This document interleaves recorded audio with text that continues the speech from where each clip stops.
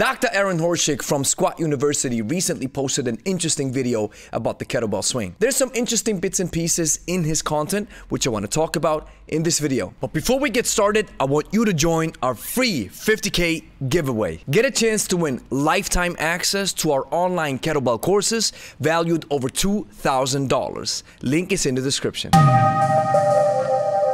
Grüezi miteinander, Gregory von Lebe here. Let's listen in to what Dr. Aaron Horschig from Squat University has to say about the kettlebell swing.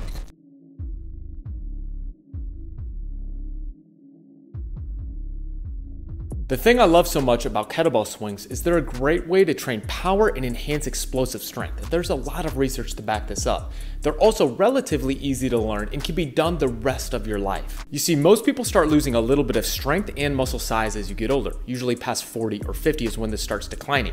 But as Dr. Andy Galpin recently pointed out, power production loss is one of the biggest problems. The conclusion of the study that he states in this video is conflicting. The purpose of this study was to examine whether kettlebell training transfers strength and power to weightlifting and powerlifting exercises and improves muscular endurance. Now here's where I already see a problem. You either test for one or the other.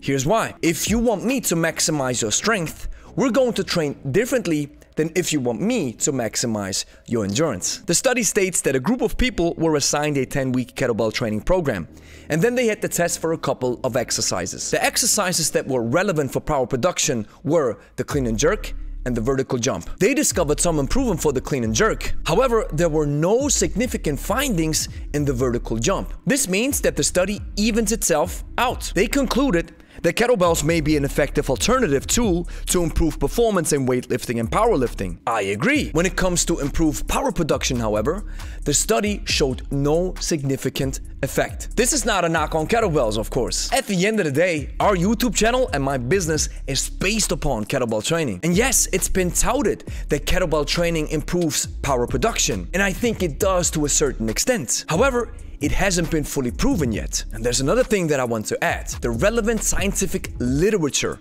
on power production with people who also knew stuff about kettlebells comes from the Soviet Union. Guys like Dr. Yuri Verkhoshansky had to put their life on the line for the state. And with this incentive, he came up with some clinical findings on how to improve power production in an athlete. And even though kettlebells were widely spread in the Soviet Union, they opted in for depth jumps. To perform a swing correctly, hinge into your start position, keep your shins vertical, and at the very top of the swing, try to assume a straight line position. Now this is a very violent and forceful movement. So on the way down, you suck in air, and on the way up, you're going to exhale violently.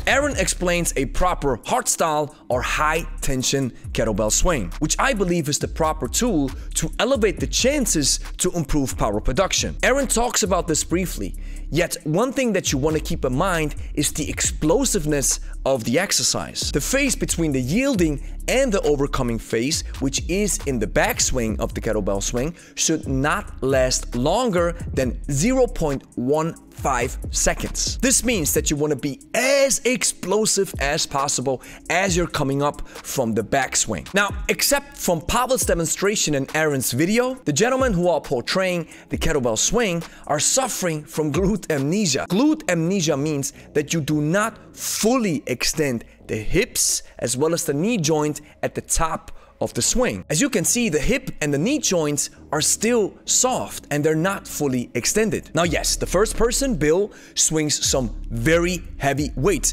which alters the mechanics of the exercise. However, if you're not able to fully squeeze your glutes in the kettlebell swing, you might miss out on the biomechanical fundamentals of the exercise, which means it is a posterior chain movement that targets the backside of your hips and your legs. The front is acting as brakes. And you also see glute amnesia at play with the gentleman swinging only a 40-kilogram kettlebell. In conclusion, when it comes to power production, kettlebells might help, but it's not fully proven yet. It's also a question of what kind of power you need for what kind of sport. This may dictate the SPP exercises that you need in order to improve. If your goal is to elevate the chances for improved power production and you use a kettlebell, think about that 0.15 seconds. If you're suffering from glute amnesia, you're either lacking kinesthetic literacy, you don't really feel or understand what it means to fully squeeze the glutes at the top, or the weight that you're swinging is a little bit too heavy. At the end of the day, whether kettlebells now improve power production or not,